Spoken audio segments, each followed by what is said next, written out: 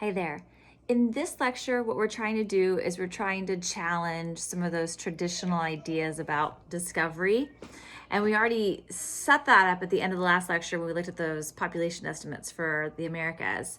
And so one of the ways we can challenge the idea of Europeans discovering the Americas is by looking at individuals from outside the Western Hemisphere who arrived here way before Columbus. So, for instance, the Vikings established some settlements in the Western Hemisphere around the year 1000.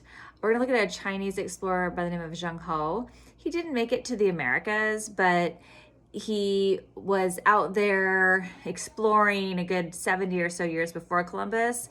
And if you look at the size of his ship compared to like Christopher Columbus's ship, usually we see Christopher Columbus's ships and they're all these big and colossal. Wait till you see Zheng He's.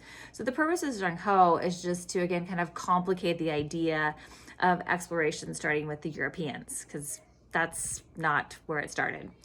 And then we will look at, we need to get the Europeans here in the Americas. So then we'll look at the ways in which that was prompted. Just briefly to talk about Diaz and Vasco da Gama.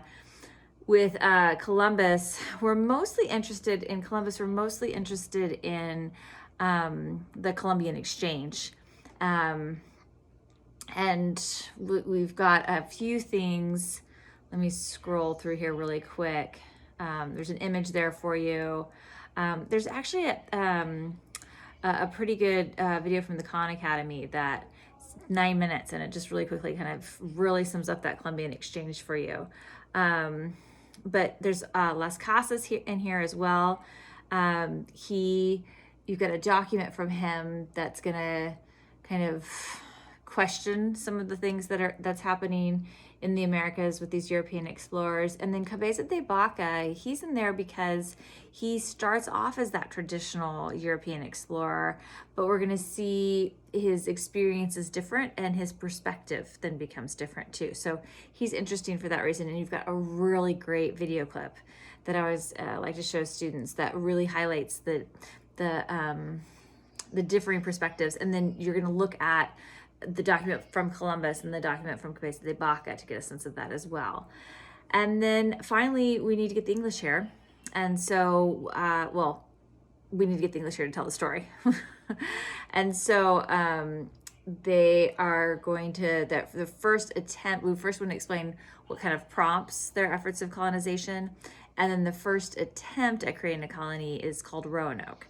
And we'll see what happens to that colony. And then finally, we're going to end by looking at some images, the ways in which Europeans draw, that they refer to the Americas as the New World. So the ways in which they perceive this New World to them.